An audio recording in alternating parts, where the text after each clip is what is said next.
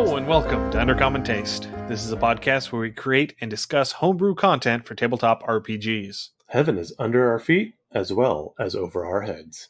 I'm Ian Woodworth. I'm joined by my co-host James Daly, and today we're starting into the final outer plane in our March of the Modrons. We have finally made it to the Twin Paradises of Bytopia.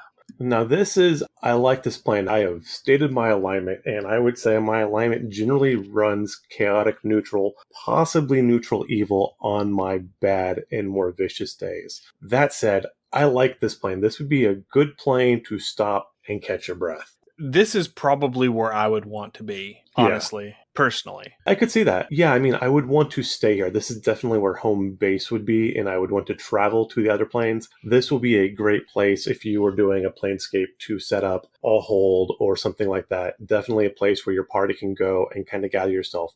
There's plenty to do, but the plane itself is not outright hostile. Again, it can be peaceful largely. It is kind of idyllic. I was joking with Ian going over show notes that this is almost like a libertarian's wet dream type of plane where it's just kind of, hey, do your own thing, don't bother anybody else, just kind of chill, which I like the whole kind of just chill thing. So this will be a nice breath of fresh air after going through like Gehenna and some of our other places we've been. Yeah, this is a very nice, mellow, friendly plane to round out the whole tour on. We're ending on a high note. This is our soft landing. Yes. After Gehenna and the last batch, we need a soft landing.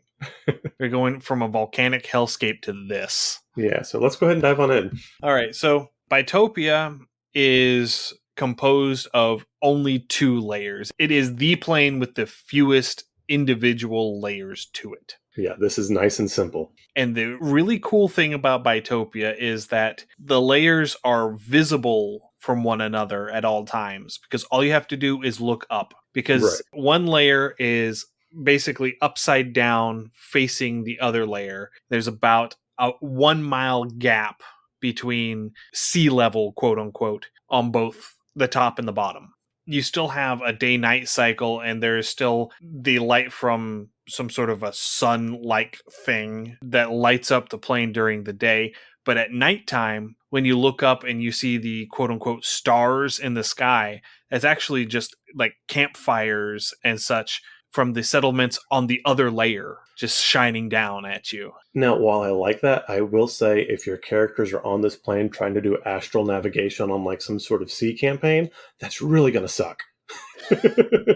So I say some weird sun thing. According to 2nd edition lore, what is supposed to be the sun in Bytopia is what remains of the divine realm of the god from the Vedic/Indian pantheon, god/goddess. They're very gender fluid, Savitri. And the tale is that Savitri was a god or goddess. I'm just going to use god as a gender neutral term, a divine entity term. Yeah.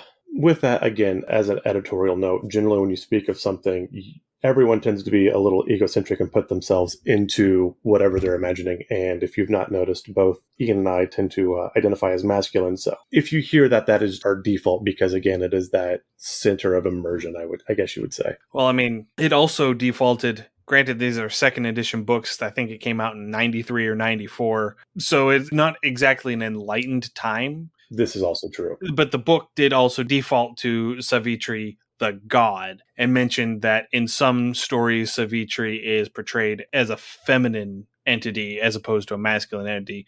So it's one of those things. Yeah. It's a little complex. We like it. But supposedly the story behind Savitri is that they decided that they were going to marry for love rather than marry for wealth, which, given ruling classes in general in medieval and pre-medieval societies, was an interesting, would be quite the scandal. Yes, it would. Especially whenever the person that they choose to marry is basically a penniless hermit. Right. So Savitri falls in love, they get married. A year later, their spouse dies. And when Yama, the god of death, shows up to collect their spouse and carry them off into the afterlife, Savitri followed Yama and basically pestered Yama and said, hey, hey, like Navi from, was it Ocarina of Time? Yes. Hey, listen, Yeah. hey. Basically poked Yama until Yama just said, fine, I give up, restored their spouse to life, and, ta-da. The moral of the story, if you can annoy a god enough, you'll get whatever you want. Well, if you are a god and you can pester a god as much as you want, eventually you'll get what you want. No. I'm going with my original statement. That's the message we're sending home. Okay, all right. But it's supposed to be a story that displays the power of love and devotion. And per second edition lore, Savitri now lives in Elysium. I don't know why this story required them to give up their divine realm in Bytopia, but for whatever reason, they are now in Elysium and not in Bytopia. It's because TSR got confused. I mean, let's just go ahead. They were trying to put all the gods in one place for a while. And again, the gods just kind of like, they threw them in a box and shook them up and dumped them out. And it's like, okay, they landed there. Sure, good. So I'm going to guess that Savitri is now considered an aspect of Pelor, because Pelor is the sun god at the bottom of Elysium. But Savitri still returns to Bytopia every dawn to maintain their realm and bring daylight to Bytopia. So why they couldn't just decide to stay there and do that locally, I can't tell you. I kind of like that. I like the aspects of God too. And I think this would be like probably a whole edition wide or multiple edition wides. And it would be so touchy that never in a million years would Wizards touch this. But if there was a god that tried to consume the other god as aspects for a push of monotheism, I think would be a really interesting story arc, even for a fantasy novel or a fantasy series of some type. I think that would be really interesting. And I have no idea how you'd work that out without offending everybody, but there's potential there. So yeah, I can see that, because the way that the D&D pantheons are built out, so many of them start as just a few gods, and then gradually portfolios start getting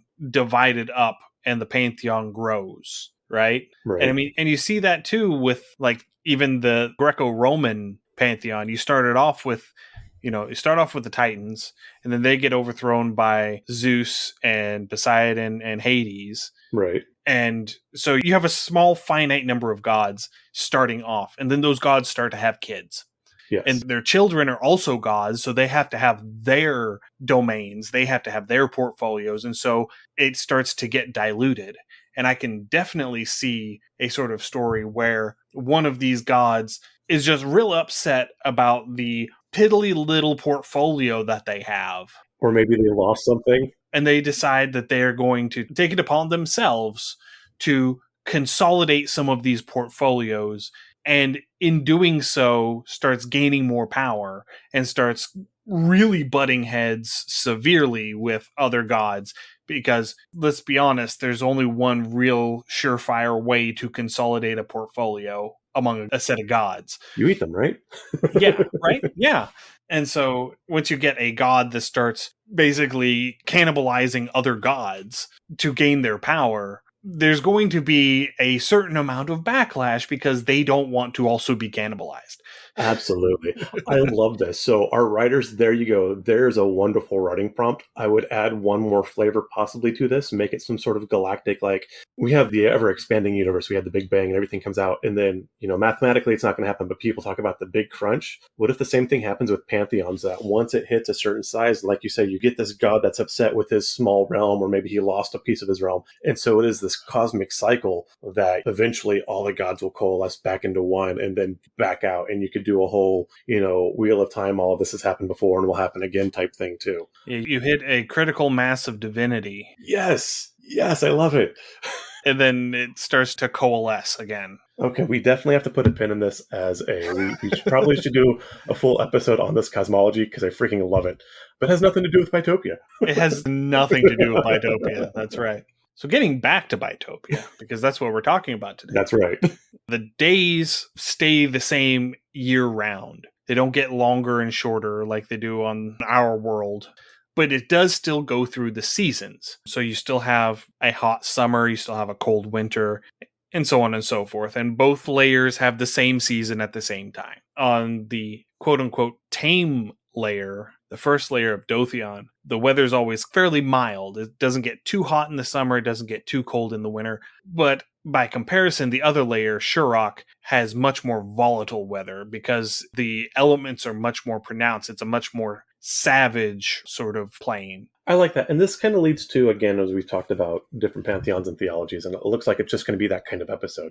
Because this is a paradise, but going back and talking about, some of the earlier religions between the Mesopotamians and the Egyptians, this is a paradise. And so things are going to be very even, very predictable, which leads to that feeling of comfort versus something like Gehenna, where you have something that's insufferably hot, and then the next layer is insufferably cold and insufferably windy. And so, again, everything here is very mild and very gentle. And that does bring that feeling of peace and comfort and goodness. And again, this is typically a good plane, lawful neutral, lawful good, somewhere in there. So it does bring that easy feeling. So even where things are volatile and things are natural, they are not catastrophically so. Yeah, and the basic breakdown between the two layers, Dotheon is the tamed layer. It's where all of the artisans are. It's where all the craftsmen are. It's all the farmers and stuff are. It's the pastoral half. And then Shurok is where all of the resources are. So it's the very wild thing. It's where you go,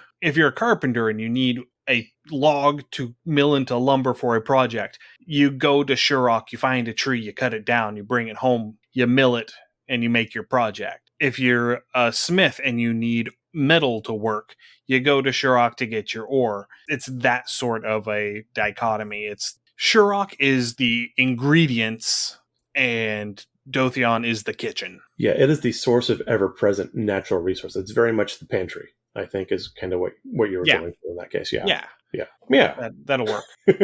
Yeah, and I like this too. And again, this does a lot because the place where people are going to live is not going to be, it can be focused on housing. It can be nice. Therefore, you're not going to have a slag pit next to your house. You're not going to have a tanner's pit or, a giant mine that someone's dug out. It can be laid out. It can be even. It can be orderly. And then you can just go to where you're going to get your resources, and those are going to regenerate because, again, this is a good plane. So that natural growth is going to be increased a bit. And so you're not going to tear down the environment, which is also a nice little bonus to have in life. Yeah. And as I've mentioned, the two layers are separated by about a mile of sky, but there are numerous mountain ranges throughout the plane. It's relatively easy to get through because you can climb the mountains, you can go back and forth. Something as a DM I would do, just because I love old pulp sci-fi, I would absolutely have artificers running like a space elevator ferry between the two planes that for a certain amount you can just kind of from one town to another where they've hooked a cable so you can trolley between the two, because that would work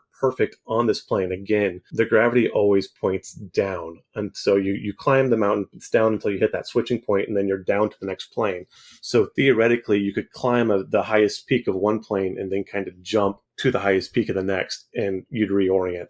If you could fly or teleport, these would be options as well. So a cable or a rope that connected both planes would be perfectly feasible, especially if you could just anchor them down so they didn't float. I would totally have that artificer NPC running a ferry. Absolutely, yeah. And there are some of these mountains that are tall enough to where the peaks actually touch. Right. So it is kind of almost like a column connecting the two layers. And there is a demarcation point precisely halfway between the two where gravity inverts. And the first time you go through it, you have to make a dexterity or a reflex check, depending on your edition, to avoid getting disoriented and tumbling down the mountain. But it does say that after your first success, you don't have to make that check anymore because it is sort of disorienting the first time you do it. Yeah. I could see another thing you could do is you could set up some sort of off time or downtime mini game that maybe there's something set up exactly on this point, and it's some sort of maybe a sumo contest or a wrestling or a jousting thing, and to determine which side, a rooster lays an egg on the top of a barn, which side does it fall off on, that kind of thing. So maybe roosters don't lay eggs, James. Exactly, that's the joke. But you could have some sort of thing maybe to try to toss your opponent or pull your opponent to your side or to see which side they would land on, to that kind of thing. But you could really play with this gravity thing because, again, things aren't so harsh. So this definitely could be something as a DM you could kind of tinker with and play with as just kind of a for funsies. But it also suggests that there would be a way, if you were careful enough, that you could suspend yourself to where exactly half of your body was on either side of this demarcation point, and you could just float in space. Yes. Now, again, because this is a good plane, you float and you're not ripped in half. Yes. Note for the end. You are not bisected.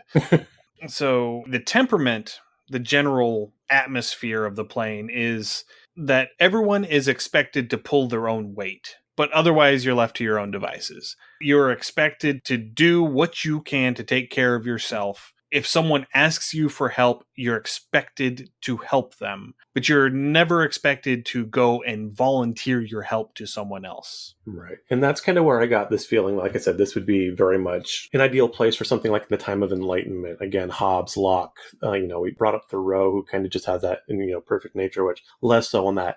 But again, it is very much the individual taking care of oneself. You're supposed to help the community, but you're not obligated to. Again, this is a fairly relaxed, peaceful place to be. Help is available. I think it would be less so to people that tried to exploit it. But again, it's the general goodness of the plane. But it is explicit in the books that you don't get a handout. Right. You don't get to play the privilege card and expect other people to do the work for you. Correct. In the Planescape book that Bytopia is in, there is a quote where an innkeeper is talking to a prince from the material plane, and the prince is trying to explain that he's a prince and princes don't work, and the innkeeper is telling him, well, if you don't work, you don't eat. Yes. Everyone is expected to pull their weight. Yeah. Whatever that weight happens to be. And so, like I said, I generally like this plane. And this would be a good plane to have your home base. You can definitely visit some of these other ones, but I would probably set up camp here. And running a little bit counter to what some of the other planes have, there are portals here that lead to other planes, but they are all very clearly marked. You don't have to guess where that's going to. You don't have to go through all sorts of esoteric lore to try and locate the portal. Right, or like fight some sort of army guarding it or anything like that. Yeah. It's like, oh, you want to go to Mount Celestia? Well, you need to go and find one of these caves over here that has a bunch of concentric circles over the top of it. So for our younger viewers, once upon a time, there was these large indoor complexes that had a bunch of little stores called a mall. And these malls would have, at these large intersections where people would walk, a sign called a directory. And it would have a point that said, you are here. And then you could figure out where in the mall you go. It was a nice little map. That is pretty much how these things would be here. You'd be in Elysium, and I'm sure like the ends have like this way to the portal to blah, this way to that. It would be very much laid out very open again. And it has to do with that general helpfulness and ease of the plane. Yeah. So the portals within Bytopia go to the neighboring planes of Elysium and Mount Celestia, as well as to the Outlands, which is the true neutral hub of the Outer Planes. It sort of sits in the middle with all of the other planes in a ring around it. So as I mentioned, the caves that have the portals to Mount Celestia have a series of concentric circles to symbolize these 7 layers of the mountain of Mount Celestia. Okay. Elysium has a series of radiating lines symbolizing the sun, because Pelor, the sun god, is at the bottom of Elysium. Makes sense. And then if you're looking for a portal to the Outlands, you look for one that has a spiderweb pattern. Because again, the Outlands is at the center with all of these radiating connections to all of the other planes around it. Exactly. So please follow the guided lights to your preferred exit. Absolutely. Okay, so let's talk a little bit about magic in Bytopia. Let's do it. Magic in Bytopia is by far the most straightforward of all of the outer planes. There's the fewest little changes to magic in Bytopia compared to everything else. There really aren't very many changes in general. All of the changes that do exist, with a couple of very minor exceptions, affect all magic on both planes. So you don't have things like in Gehenna where fire magic is enhanced on these layers, and then on those layers it doesn't work at all because they're frozen and dead. You don't have to worry about that. It's the same all the way through. Nice and balanced. I like it. All right, so first off, conjuration and summoning magic. You can only summon items or creatures that are already found within Bytopia. So the example that is given in the book is you can't cast Evard's Black Tentacles because there aren't any black tentacles in Bytopia. Okay, no hentai in Bytopia. Okay, I'm out. You lost me.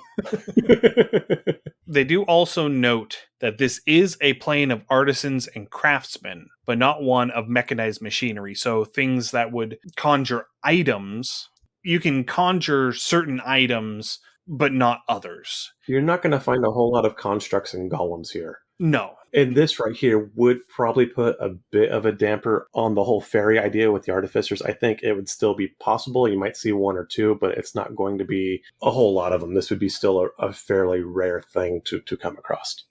Well, I mean... Unless it was just a straight pulley system, in which case that could work too. Absolutely. And I haven't gotten to this part yet, but because it's primarily populated with gnomes. Oh, well, yeah. Of course. So of course there's going to be artificers here.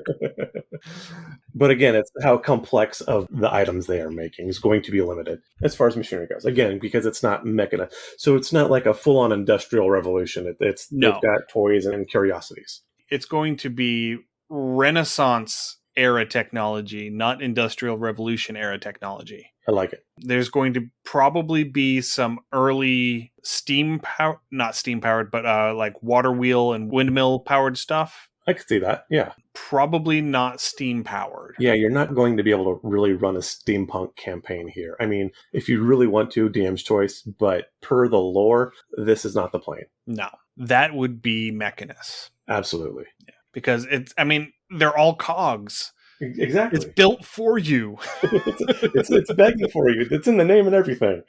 Yeah. The clockwork nirvana of Mechanus. Anyway, next up is divination spells. All divination spells work completely normally within Bytopia, but they require the inclusion of elements or objects of the plane to function properly. So the examples that they give were for the clairvoyance spell, you would need to use a reflective surface like the surface of a pond or a mirror crafted in Bytopia. Okay. Whereas if you're wanting to use something like clairaudience to overhear a conversation that an NPC is having and they're standing over next to a tree, as part of the spell, you'd have to put your ear up against another tree. Okay. I mean, that all makes sense. And again, it ties everything to the realm. That's nothing too crazy or too hard to imagine. No, it isn't. And that also allows you to get sort of creative with how are you going to include the plane in this spell. Right. No, I like that a lot.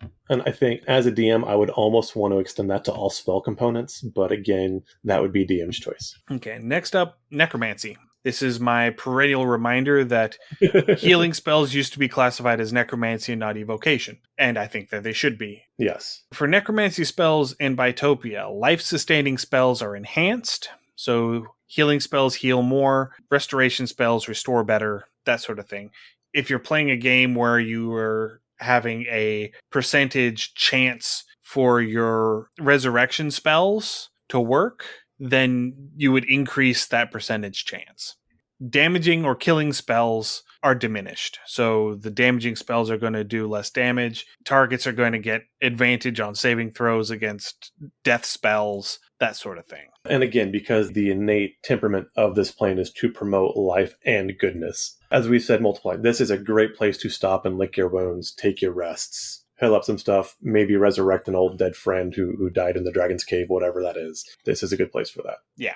All right. And then the last one is elemental spells. Most of these would fall under evocation or transmutation in 5th edition. Spells that have wide-ranging effects, such as control weather, the part water spell from 2nd edition, which has since become control water, or move earth, require a successful caster check. So you'd have a set DC and you roll, add your spellcasting modifier and your proficiency bonus, and you have to hit above that DC. If you don't hit that, the spell fizzles. For this, I would say that the spellcasting check, because I've not seen anything hardcore for what this would be. I would call it double the spell level for your DC. So like if you're casting a cantrip, it'd be a 2, a level 1 would be a 2, a level 2 spell would be a 4, etc. In 3rd edition, the DC would have been 10 plus the spell's level. Okay.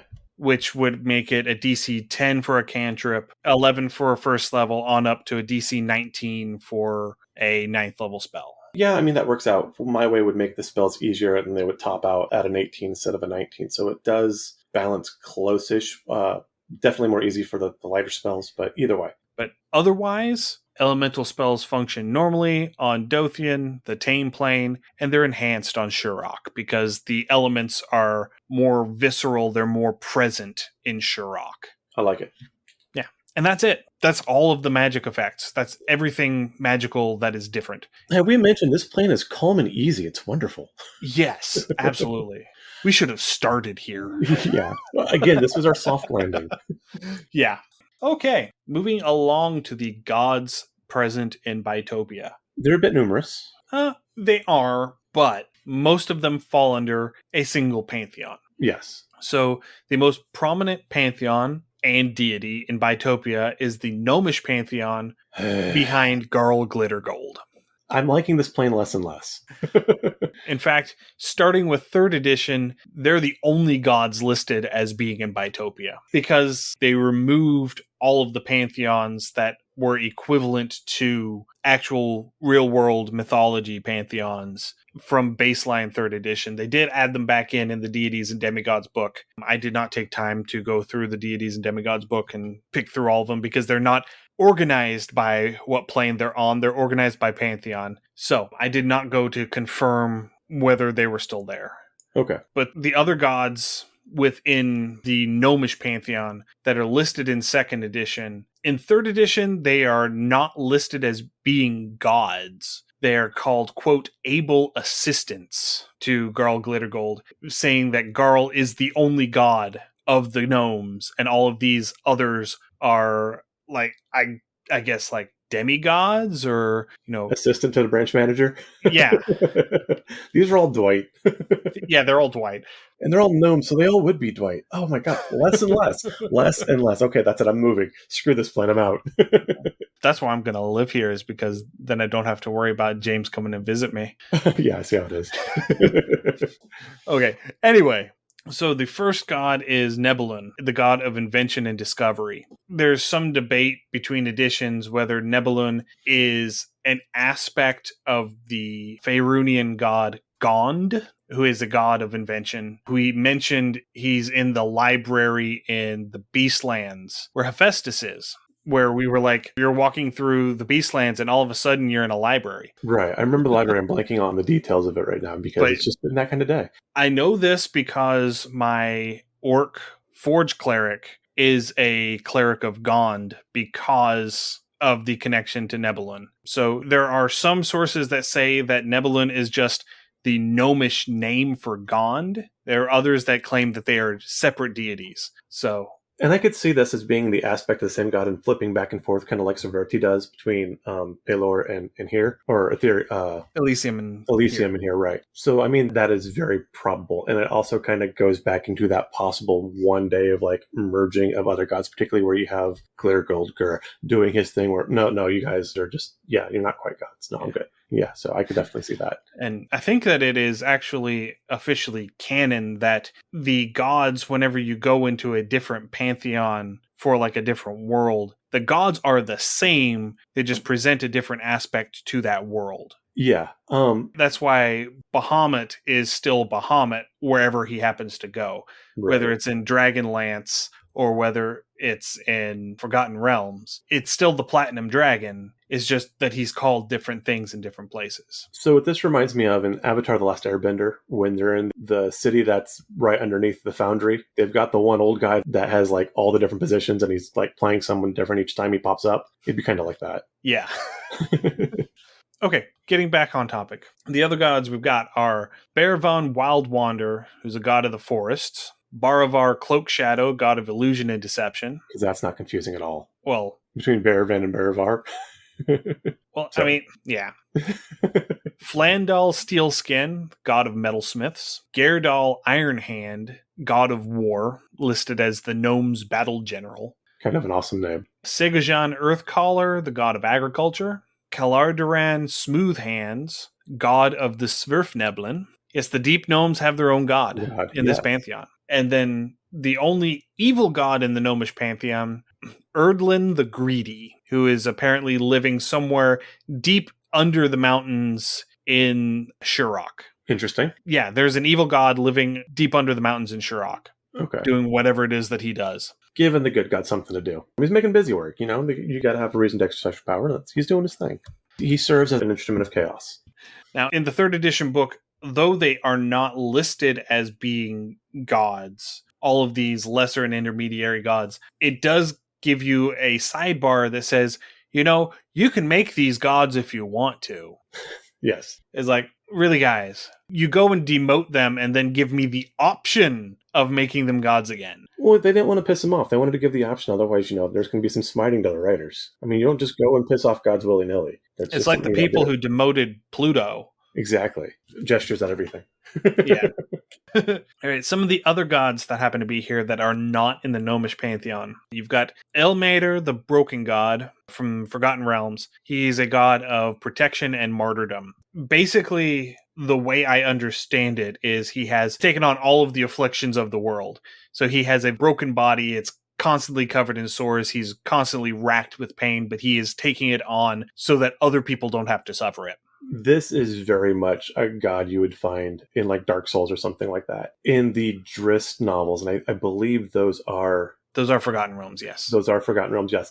There is a band of monks, a religious order, that they go on and take on suffering of people because their religious order in the books believe that there can only be so much suffering in the world. And so by taking it on themselves, they are in fact taking that suffering away from someone else. And Ilmater would definitely be a patron of that group. The next one is Kiri Jolith, the Dragonlance god of war and justice, and the patron of the Knights of Solemnia. Very nice. He is kind of part of a problem later on. We'll get to that in a minute. The next one is Tefnut, the Egyptian/Mulharandi goddess of rain, storms, and running water.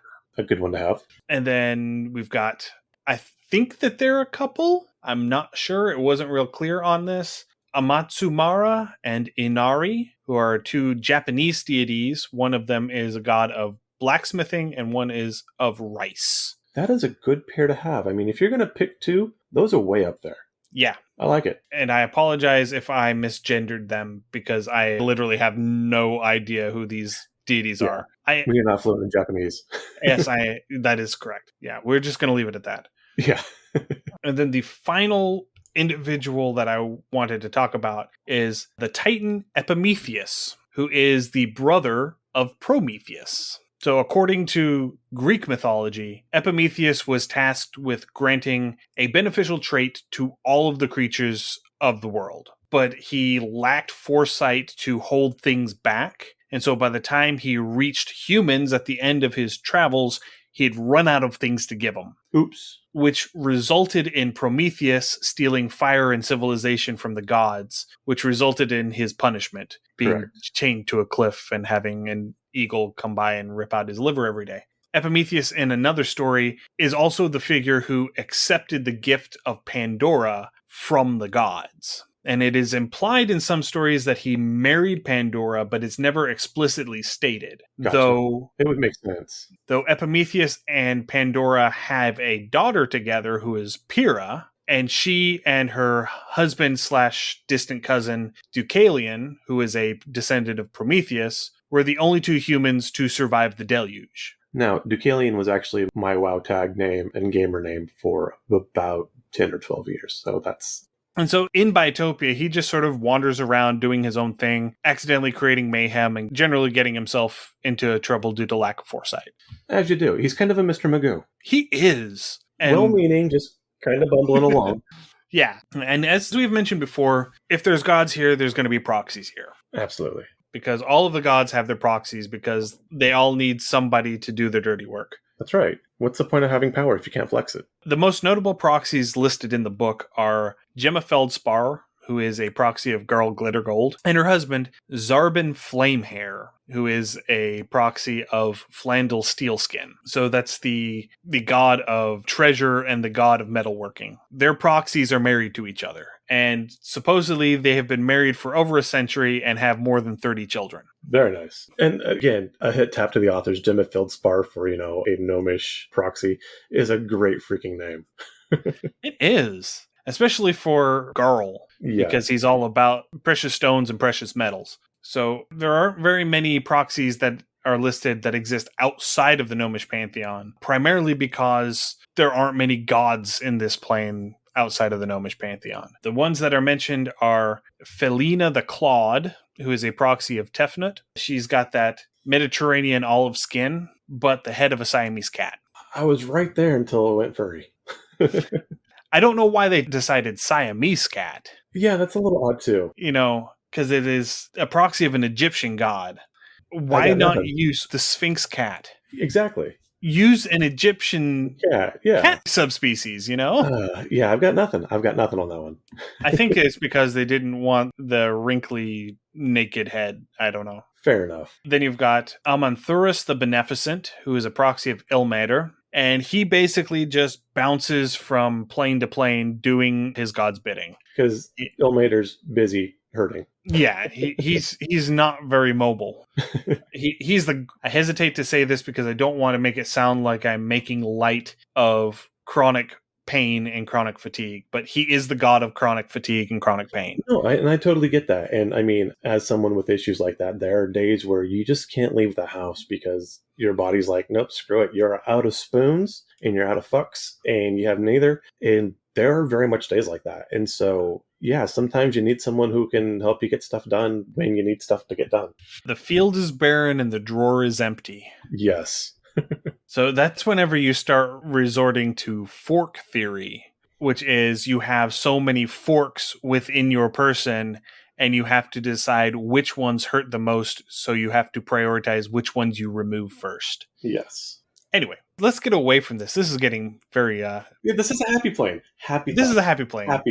We're thinking happy thoughts. And then the last one listed is Sargentus Goldenhilt. Sargentus, they make really good cheese. Who's a proxy of Kiri Jolith. He was a knight of Solemnia, and he was plucked from Kryn prior to his death to serve his god as the chief instructor at the heart of justice within his realm. That's, kind of doing the whole Elijah Enoch thing. That is a nice tip of a hat. I like it. So for petitioners here in Bytopia, unless they are specifically within the realm of a non-gnomish god, they're probably going to be a gnome. Less and less. Third edition even goes so far to state that every petitioner here is a gnome, whether they were a gnome in life or not. And I'm out. And unlike in the Beastlands, the creatures here are not petitioners. They're just creatures. Some of them are celestial versions of creatures. Some of them are giant versions of creatures, but they're all just the outer plane version of their material plane counterpart. There's nothing special about them. And that keeps it nice and easy. Yeah. Okay. Moving right along. Next up is the factions in Bytopia. There are multiple factions that have a presence here. Because it is such a nice, easy place to get to and to work in, there are multiple factions that are working on projects here. The first one that was mentioned are the Ciphers. They have taken to Epimetheus. They see his happy-go-lucky lifestyle as the epitome of the sort of mindless action, rely on your gut instinct that they're trying to achieve. Again, this falls somewhere between like Epicureanism and hedonism, just kind of that, the best good is avoiding discomfort and pain. And so what is that? And it's not necessarily like, pure hedonism where whatever feels good now, because there is a point of putting off a little bit of delayed gratification. But still, if you follow any of those Greek philosophies, it very much would embrace a balance of these two. Yeah, basically what the ciphers are all about is action without thought. Yeah. It's like getting to a point where you instinctively know the right thing to do and you just do it without thinking about it. Because whenever you start thinking about it, you have a chance to doubt and second guess yourself. I can get that. That's what they're trying to do. And so because Epimetheus completely lacks any forethought, he has no ability to see the repercussions of his actions before he acts. He They fits see Richard's him book. as the epitome of what they can achieve. He is the poster child for what they're trying to do. Not the best poster to have, but you do you. I mean, they're not 20-foot tall titans, so This is also true. they can get into less trouble than him. This is also very, very true. The other faction that has a very substantial hold here is the Order of the Plains Militant, also called the Brethren or the Faithful. Their primary sphere of influence is Mount Celestia, and they're starting to branch out into Bytopia.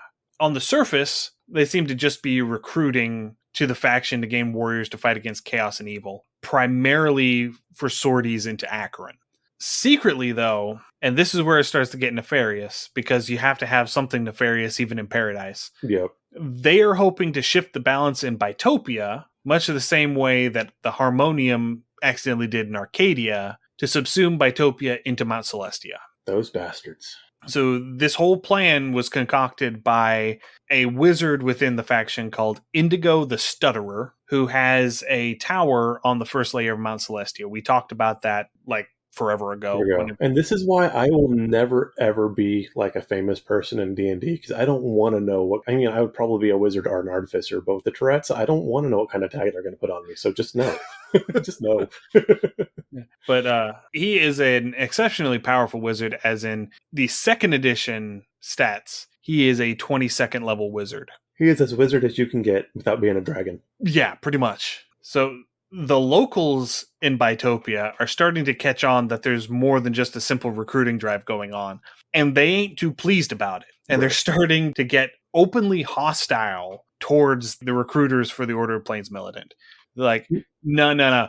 You got something cooking up, and we may not know what it is, but we don't like it, and you're not welcome here. Now, again, as a huge overarching shift, it would be really interesting if the Order of the Plains Militant trying to shift towards Mount Celestia created enough of a backlash and enough hostility that they actually shift the plane the other direction, which I don't know where it would wind up landing that way, but that would be kind of a fun twist to throw. Yeah, I don't know.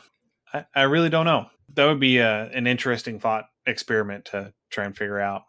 Anyway. I broke Ian, I'm sorry. Yeah, you got me pondering. So this is where Kiri Jalith comes in, because Kiri Jalith, he is a lawful good god of war and valor, and he has become the faction's greatest ally within Bytopia, and they're using his realm as a foothold to operate out of. And I can see that. And as you look, if you've read the Cairn novels and the Dragonlance novels, the Knights of Solemnia have their reputation, we will politely say, has been tarnished. And so this also fits fairly well with Kin Jolith, that, you know, he's got these great ideals, but execution, not necessarily the best. Well-meaning, kind of screw stuff up. So the Order of Plains Militant, their allies within the factions from Sigil are the Harmonium and the Governors. And this enterprise has started to strain relationships between these two factions, especially with the Harmonium, because the Harmonium blames the Brethren, blames the Order for the shift of that third layer of Arcadia into Mechanus. Gotcha. It's all misdirection away from their re-education camps. Right. But they openly blame the Order of Plains Militant for the shift of that layer into Mechanus. Yeah, you could do so much with this. I mean, right here, this is where a lot of your story hooks are going to lie. All kinds of stuff you can run with this. And there is another source book from Planescape that I happen to have that I haven't perused extensively yet, called the Factolds Manifesto, which goes into detail on each of the factions within Sigil and who's allied with whom, who's enemies with whom, what that relationship looks like on each of these, and just fleshing out the whole tangled mess of what's going on between all of these factions. That would be a great book to have. So the other faction here, the Governors, they are the lawful neutral faction. They are the faction that is basing their operations out of Mechanus. They seem to be aware of the plan that the Order has to try and shift Bytopia into Mount Celestia.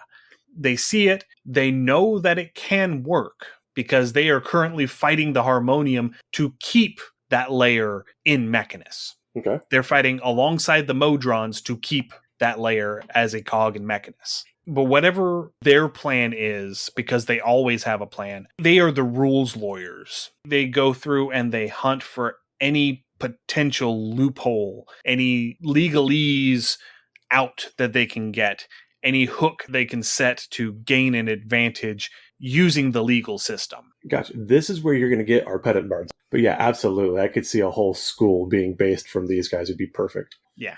And whatever their plan happens to be, they're probably waiting to see if the order can pull it off. And if they're successful, then their plan is going to go into motion. Okay. No, that's fair. Again, wait and see is a perfectly good strategy. Well, we have gone way quicker through Bytopia than we normally do, because there's not nearly as much here. It is a very simple plane. It is a very simple plane. It is very calm. With the exception of a few of these factions, conflict is fairly low. Again, this is a place where you're going to stick your feet in the pool, you're going to take a deep breath, walk around Willy Wonka, get that giant gummy bear that I still want, that 3 foot, 4 foot tall gummy bear, just chewing its head. Right. All right. So last section, let's go ahead and just knock it out. The creatures that you're going to find here in Bytopia. The big ones are going to be Archons, Asimon, which are your angels, and Celestial Eladrin. They're all commonly found here. Again, it's a celestial paradise type thing. Yeah. Okay. Another common creature here are the Holophants. I still don't know if I like these or not. They kind of creep me out. They're kind of awesome, kind of cute. I don't know. These really confuse me. If you don't know what a Holophant is, they're small flying golden psionic elephants. They're basically the little pink elephants you see when you're drunk. And the gnomish powers, the gnomish pantheon, used the Holophants as a sort of messenger service. So now I'm picturing a Holophant with like a little DHL logo. Yes. Uniform with the little hat and a little messenger bag with letters in it. Just knocking on your door with its trunk. Well, I mean, it doesn't even need to knock on the door. It's just going to psionically... It's just going to bamf in? No, it's they have manners. Okay, fair enough. They're just going to stand at the door and reach out to you and tell you that they're there and they have a package for you. Yeah, like I said, I don't know if I like these. They kind of creep me out just a little bit. Another creature found here are the Baku. And we talked about the Baku a bit whenever we were covering Elysium, but that was so long ago, I'm going to briefly cover them again. They are sapient, elephant-like creatures who can and do wield weapons with their stumpy trunks. So their trunks are shorter than a normal elephant's, and they will pick up a mace and smack somebody with it. While being followed by like a small fleet of Holophants. They are capable of speech, and they can shapeshift into a humanoid form. Okay. That's the high points of what the Baku are. Kind of weird, but okay. Again, they've got a whole elephant thing going on. I'll hang with it. All right. Now to the two monsters that are present in second edition books that I wasn't able to find later on. And they're both kind of really cool. Yeah. The first one is the Ethyk, ETHYK. They're basically a cyclopean lemur with the ability to make other people really aggressive. They like to move it. They do like to move it. And they have exceptionally keen sight and hearing, which means that they can never be surprised. That is one of the details from their stat block, is that you can't surprise an Ethyk. Fair enough. Now, 6 times a day, it can target a creature within 100 feet of it. And that creature must succeed on a wisdom saving throw or become angry and argumentative towards another random creature who is not an Ethyk within 100 feet for 3d4 rounds. Okay. It is specific that it will not become angry towards the Ethyk who is affecting it, or any other Ethyk that might happen to be around. It's going to be some other creature in its party. Okay. The target might be aware that the Ethyk is messing with its mind, but it still won't direct any of its aggression towards the Ethyk until the effect wears off. Good deal. And then each round, the affected creature rolls a d20 and has to roll their wisdom score or lower, or they lash out against the target of their aggression, or anyone who tries to hinder or restrain them with a physical attack. This chaos, I love it. This kind of reminds me of the Bruja in Vampire the Masquerade, where they can channel their rage and direct it to another vampiric member. Yeah, I can see that, yeah. Except that, the Ethyk are doing this as a self-preservation method. Correct. They're doing this as a way to redirect the thing that wants to eat them so that they can get away. Even if the creature succeeds on that d20 roll, they become stubborn and argumentative towards their random target, contradicting and challenging every point that they make. I like it. This is me on a normal day. What are you talking about? And if they know the target creature, they will dredge up old arguments or open old emotional wounds. Ooh, I love it. They get salty. Oh, they get super salty. Oh, I love this. And the ethic usually uses this infighting as a distraction to slip away to safety. So there actually is a trade for ethic trapping in Bytopia. So there are people who will go out and set traps out in the woods and catch these ethics, and they'll take them and sell them. There are merchants who trade almost exclusively in these creatures, and they've been known to take them to other planes. They're very common to take to Sigil and sell in Sigil. Apparently there's a batch of them that got loose, and so now there is actually a wild ethic population in Sigil. Nice, I love it. And ethics make excellent pets, as they're the sort of thing that will bond with any creature that they view as being obviously superior, and as a result they domesticate very quickly. I like this, and I was going to say, this is something when we've done our Create a Creature with our guest hosts, and whenever there is, an economic reason to hunt or harvest the monsters that we have, because that is one of the roles we haven't considered maybe they're trapping them as pets, which would actually be a pretty good reason to do such. Yeah. I like it. I don't think we've had anything, at least nothing recently, that would have made a good pet. Well, most of our monsters turn into nightmare fuel. I will admit that.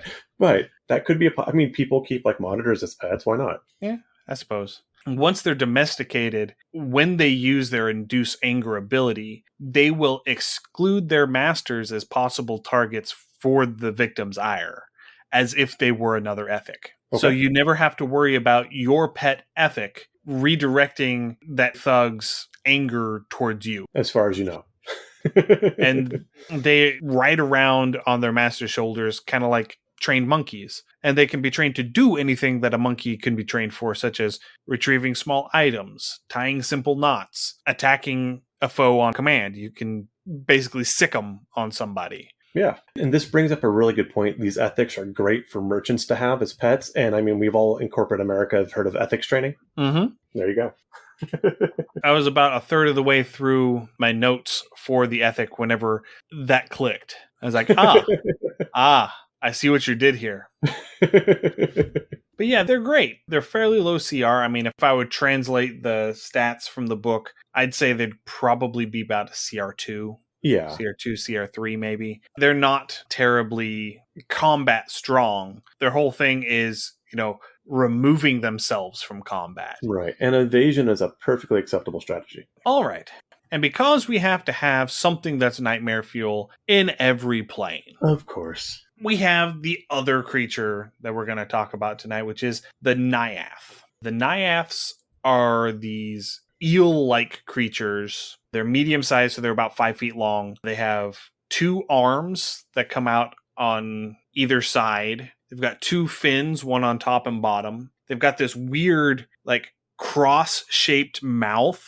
It's kind of a square cross-section front, and it's like a plus sign in the middle that sort of opens up. It's 4 triangles are the 4 lips. Right. It's kind of hard to describe them because they're it is so kind of a very freaky picture. I agree. It almost looks like something, if you remember the old scary stories to tell in the dark books, it almost looks like it'd be at home in one of those.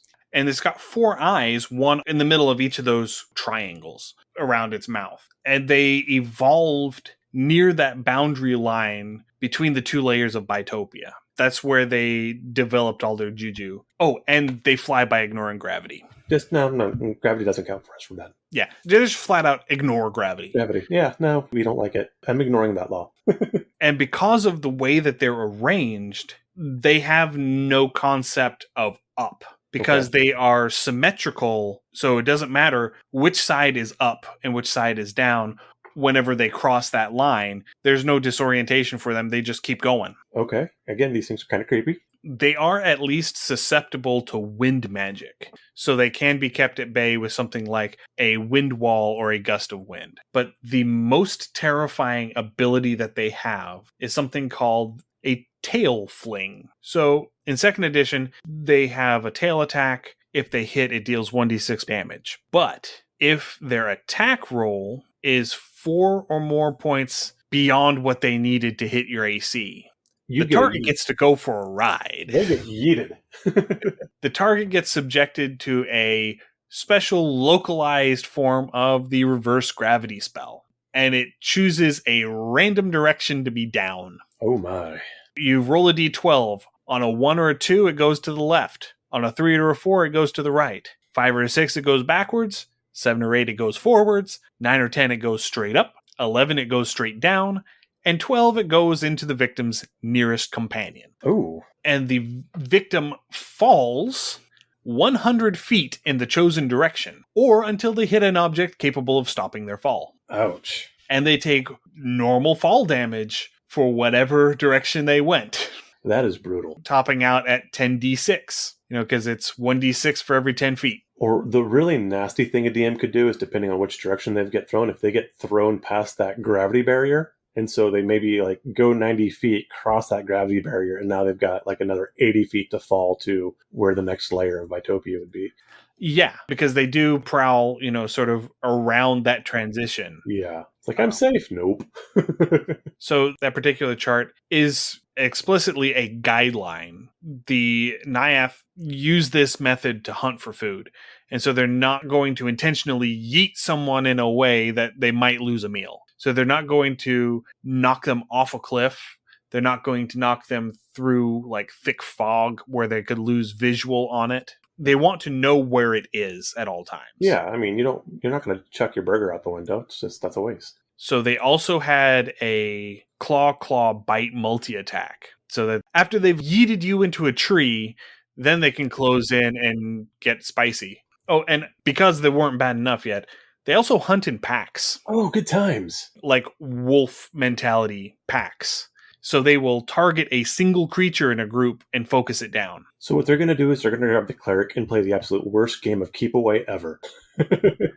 And they will also hound their prey. So they will chase it until it's too tired to run or fight. Oh, these things are vicious. I love them. Yeah. They prefer large animals like moose, deer, or cattle, but they will hunt humanoids if the opportunity presents itself. Just for the lulz. Just for the lulz. I like it. Yeah, these are kind of terrifying. I mean, they're terrifying to look at, and stat-wise, they are also terrifying. They're a little vicious. I like them. Yeah. And again, these are basically on par challenge-wise with, like, direwolves. Yeah. So individually, they're probably like a CR3 monster. But with a pack. But with a pack, you're going to have 5 or 6 of them at a time. That's going to ramp up real quick. I wouldn't throw them against a party that's less than about 5th or 6th level. Personally. Yeah, and I mean, depending on how the party's armored as well. Because again, if you're fairly crunchy, then you're not likely to fall victim to that tail throw. If you've got a bunch of, wizards, sorcerers, maybe a druid or two, then everybody's going flying. Yeah, if you end up having some low AC players, and they decide to make one of those guys into their personal chew toy, it's going to go bad. Yes. All right, well, that brings us to the end of Bytopia Part 1. I'm really kind of surprised that this one didn't go 2 hours. Yeah, no, again, this is a fairly calm, peaceful realm. I mean, we've got some horrible creatures in here. We've got some conflict. But again, this is really just kind of a place to stop, catch your breath, do some reflecting, look at all the realms we visited, take some notes. It's a good place to wrap up. I like it. It is. It is. And it's small. Yeah. That's another big thing about it, is that it's small. There's only 2 layers. I mean, you don't have the place to put a whole lot of stuff. And you constantly are talking about how the planes a lot of the times look like they ran out of things to put in the lower layers. Right. I mean, just looking at Bytopia, I would almost say that Bytopia is one where they're like, we need something to fill this slot. We've got something in all of the other slots. Yeah. We have to put something here. What in the world are we going to actually put here? Let's just make it nice. This is the picnic. Let's just make it nice. Yeah, this is the park, I'm just kind of, again, with the exception of all the gnomes, I like this place. This is like the interstate rest area. Yeah, absolutely. Of the plains. It's got that little half-mile walking track. Yeah. That little area where you can go walk your dog so that they can use the bathroom. Little concession area with some snack machines and a bathroom. You can drink the water without going mad or dying. Yeah. Yeah, It's no, great. that's I mean, how many of the plants have we like, hey, yeah, don't drink the water here? I mean, here, go for it. It's nice and fresh. Yeah. I mean, how many planes has there not been water? That too. No water for you. All right.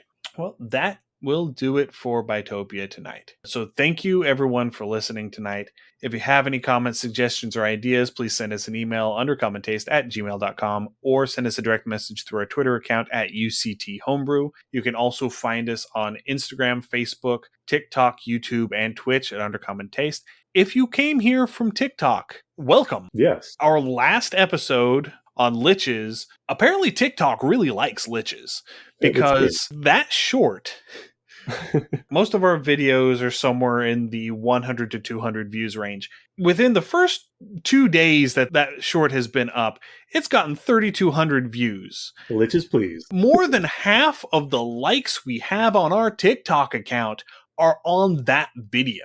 I think that tells us that maybe we should do some deep dives more into some specific types of monsters and creatures and how to use them.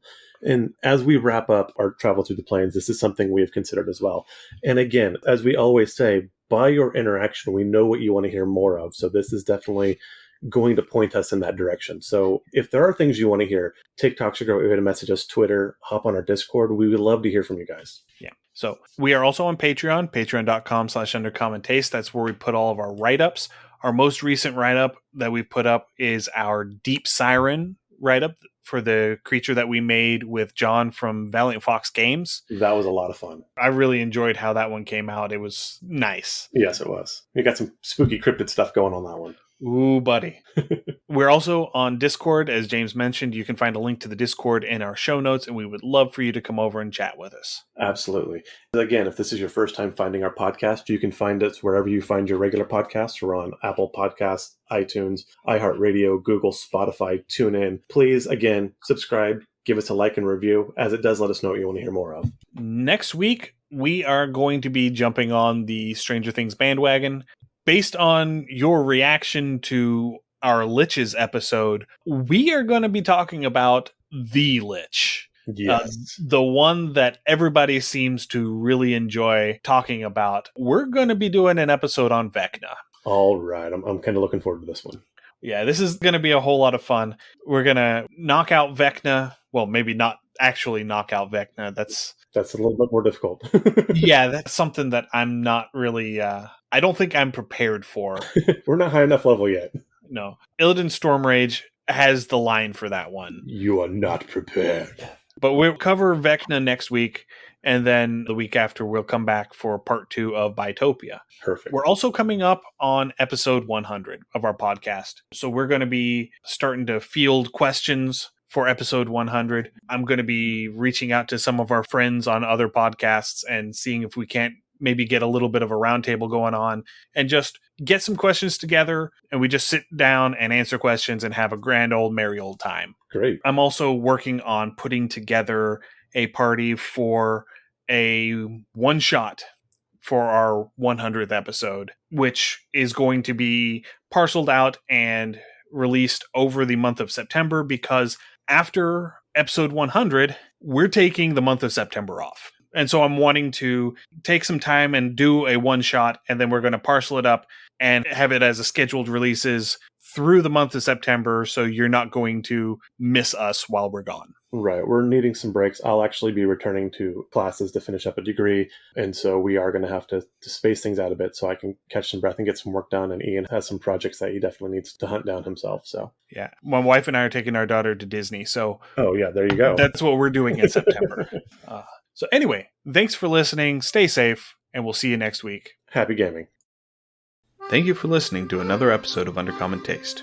You can find links to all of our social media accounts, Twitter, Instagram, Facebook, YouTube, and Twitch, as well as our Patreon and Discord channel in the show notes.